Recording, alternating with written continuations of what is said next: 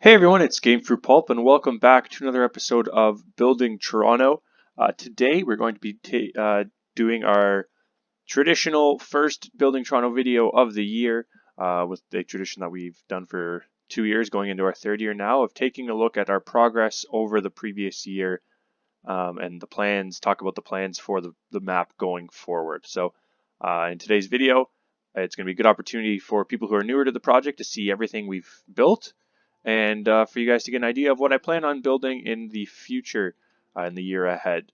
So we're going to be starting in the southwest corner. In general, this year we didn't get as much done as I was hoping for, largely because some of the builds that we had on the to-do list took a lot longer than expected. Specifically, the build we're looking at now, the Fairmont Royal York, which is one of the most historic buildings in the city, so I think it was important to dedicate the amount of time required to it, to make sure it would turn out right. But that was one of the big completions from the previous year. Generally speaking, aside from the Fairmont Royal York, we did work our way east quite a bit throughout 2019, so we're going to be taking a closer look at that. And another smaller thing we did later in the year is correct all of the build heights on all of the skyscrapers. Originally, our plan was to sort of scale everything down height-wise so that the tallest buildings in the city that were too tall for the build limit in Minecraft would still be significantly taller than the rest of the builds. And we made a decision in the end of November to build everything to the height it's supposed to be, and then just have the builds that are too tall for the build limit be built past the build limit. So that's a change we made as well. So you'll notice buildings like the TD building in Brookfield Place, which has been here since the first episode, was the very first thing I built, is now significantly taller than it was previously, and that's to represent the correct height of the actual tower. We're going to make our way east last. Actually, we're going to make our way north and south up each road, and just briefly talk about each completed building over the past year. Nothing has been completed on west of Bay Street, which is why we're not going to be looking at it. Everything that's been completed from west of Bay Street was done last year, with the exception of the Royal York, which we just saw. And as we proceed up north on Bay, we get to the intersection of Bay and Adelaide, where we have the recently completed St. Regis Hotel. It used to be called the Adelaide Hotel. This was completed with a really combination team effort from myself, Ninja, and Storm, with Ninja doing a majority of the exterior of the build. So this is really a marquee completed project of the year. As a side note, we're not using shaders right now on this recording because there's no shaders yet for 1.15, and we're in 1.15. So that's the reasoning for that.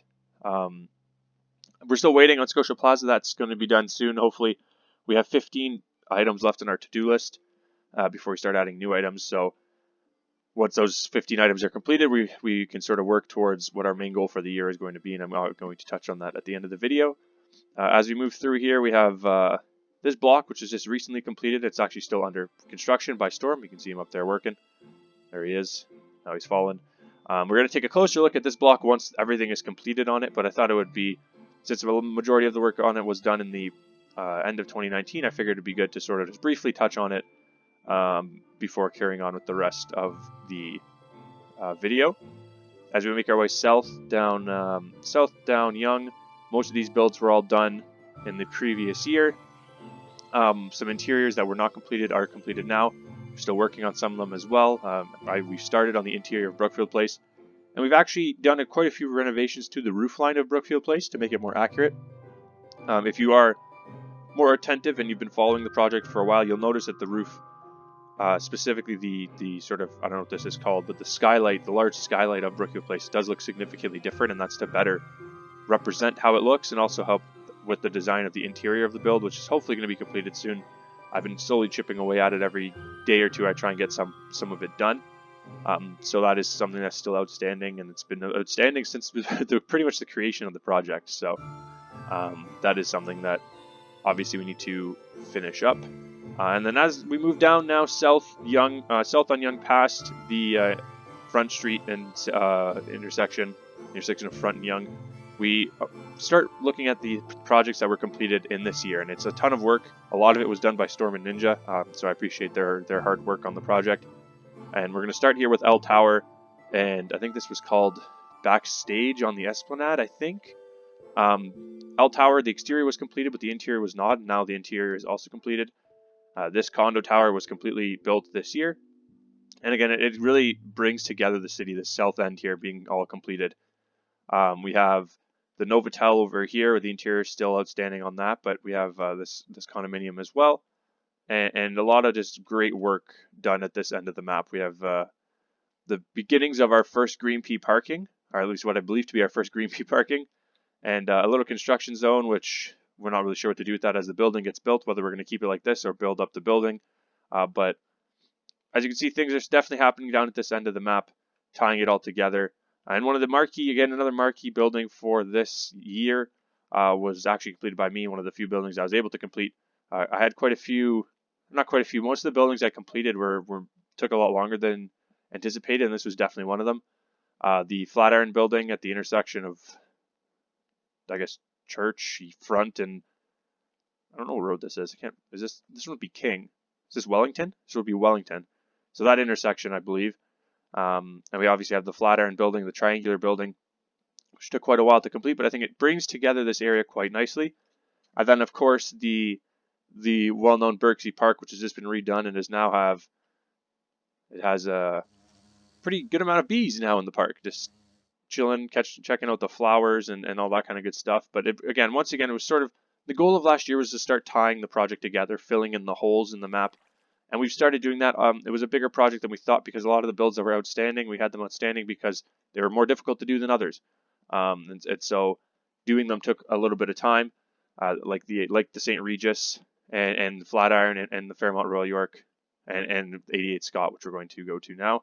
All these buildings took longer to complete than planned because they were very unique, very difficult to build, and ultimately we got a lot done this year, but not as much as we wanted. But we still got a good chunk of the map knocked off, and we're going into 2020 with some really good momentum for the project, and that's what I'm looking forward to. So that is, I believe, everything for what we've built in the previous year. That's a building in progress as well, being built by Storm, but that's the progress that's been made over the past year. Obviously, like I said, the first thing we want to do going into 2020 is finish filling these blocks in, all the outstanding blocks we want to complete.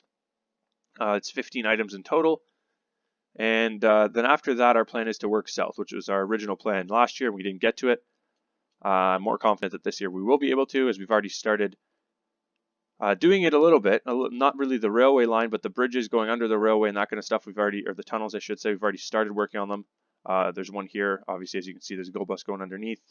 So that kind of the setup work has been done for the most part for the entirety of the map. As you can see, we built right out to where the rail area starts. And so as the year progresses and we finish everything on the to-do list, the plan is to work on the railway tracks. That's probably going to be a project that I'm going to be doing largely by myself, and then Storm and Ninja can continue working on buildings. And so that's really the plan going forward.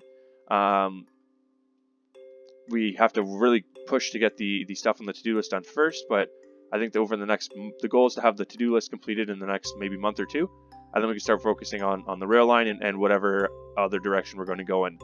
I'm leaning towards continuing east just because I think getting into the St. Lawrence Market area is really unique, and then after the St. Lawrence Market you have the Distillery District and the Don River, and that's a really unique area to work in. So that's an option, and also moving north. Every direction is an option. West is the direction I'm least interested in currently going. I think south is my most interested area, and then east, and then north, and then west in that order. So again, that's open to discussion. South is what we're going to be working on mostly in 2020 as we progress and build the railway line and hopefully Union Station as well. But again, Union Station's under construction right now in real life, and so we don't want to build Union Station to specs that it is now, just to have to redo it because things are being completed day by day at the station. So that's going to be really the plan for the year ahead. I think we actually have a cool map. Let me see if it's still here. Yeah, we do. So there's a cool map of everything that's been completed. As you can see, there's quite a few city blocks. We made some good progress on the map. That's a little bit outdated, as you can see in the top corner. Right here in the center of the map, that's the block that Storm is currently working on. But all in all, we've made some really good progress throughout the year, and looking forward to seeing what's ahead for 2020. I want to thank you guys all for your support over the past year, especially in November and December. The channel really grew by a good amount in November and December, thanks to the project getting some extra attention on Reddit and on the Toronto Star. And I'm hoping that you guys continue to enjoy the project. And if you have any recommendations on places that you would like to see us work on and directions you'd like to see us work on, all I'd like to say for those of you who aren't familiar with the project is we need to work along the exterior of the map.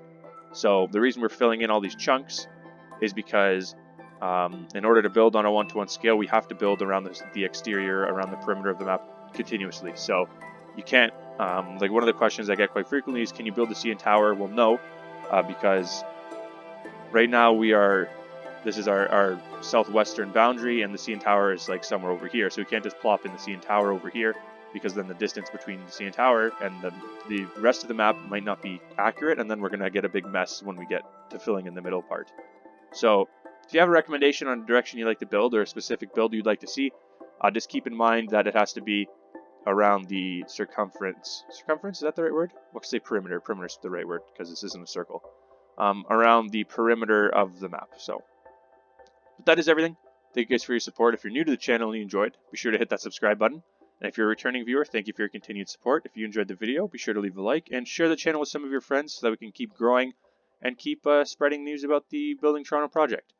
Thank you guys very much for watching. My name is Gamefruitpulp, and I'll catch you guys all later. Have a good one.